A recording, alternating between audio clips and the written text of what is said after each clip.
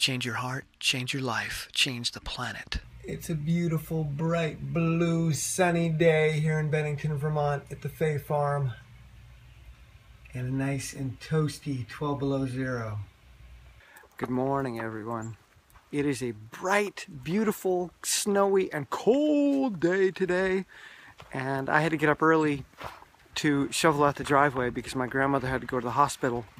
And we got dumped on again with snow last night. So even though my shoulder is a wreck from my last snow shoveling experience, I had to get out here and do it all again. And you see my big snow banks. They're like 7 feet tall.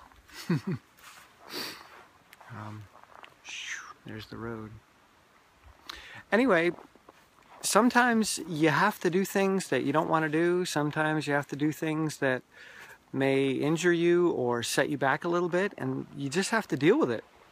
You have to deal with whatever you've got in front of you. And this morning, my nearly 101-year-old grandmother had to go to the hospital. So get up, shovel the driveway. And if I want to go out later, I gotta shovel my car out and clean off all the windows. And if I want kale, I gotta shovel the garden to get the kale. These are just things you have to do. And some people have more challenge than others in their lives.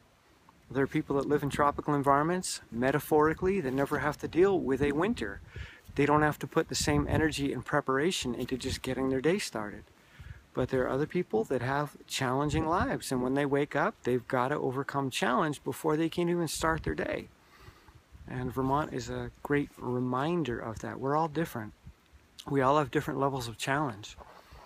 And there's some people that will tell you, just get over it, stop being so serious, don't take everything so seriously, as there's 2 feet of snow in your driveway. They're like, don't worry, it's just all in your head. No, it's all in my driveway. There are real challenges, and we each have different kinds of brains, and some brains are more prone to certain types of thinking than others. And if you have one of those brains like I do, I've got to employ my tools, and I've got to get myself going, and I've got to start that momentum by pulling back the covers and taking small steps and taking challenging actions. And then I'm good to go. And my shoulder, yeah, I probably did some more damage to it today, but I'll just fix it.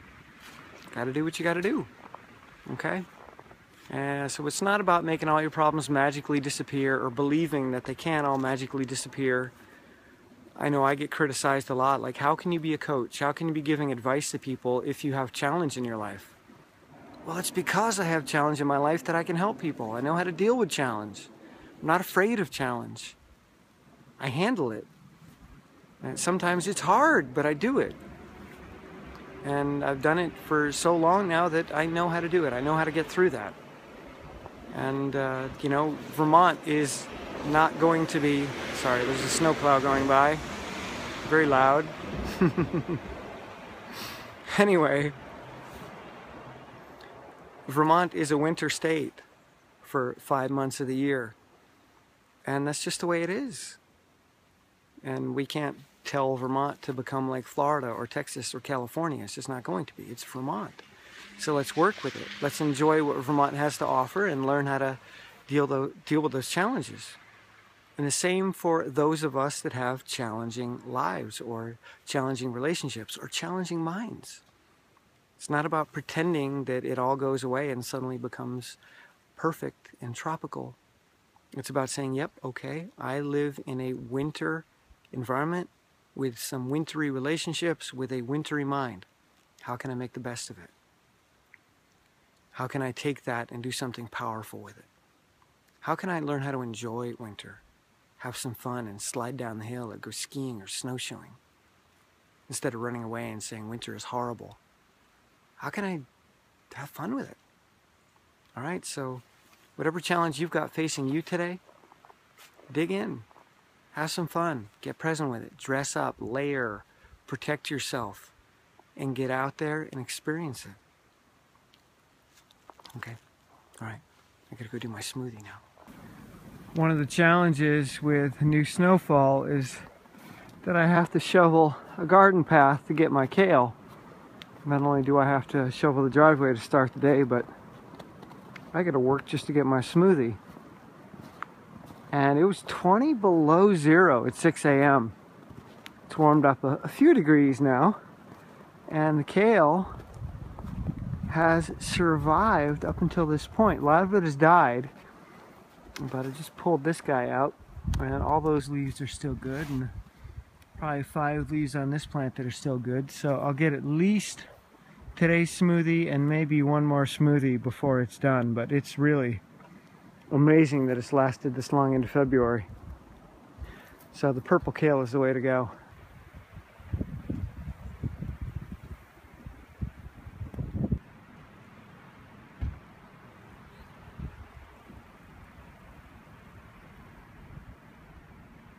And this is the beginning of my kale patch for 2015. Got it grown inside the house.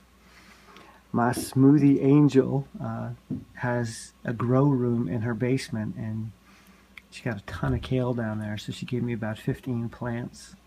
And I'm going to transplant these today and put them in my studio and start having fresh kale inside probably by mid-March. That's what an aphid looks like on a kale leaf. Getting ready to have my t-shirts done here at Troy Cloth and Paper. I love this place. Troy is one of my favorite cities in the United States. It's got a huge downtown of maybe 20 blocks of all these old buildings from the late 1800s and early 1900s. So cool here.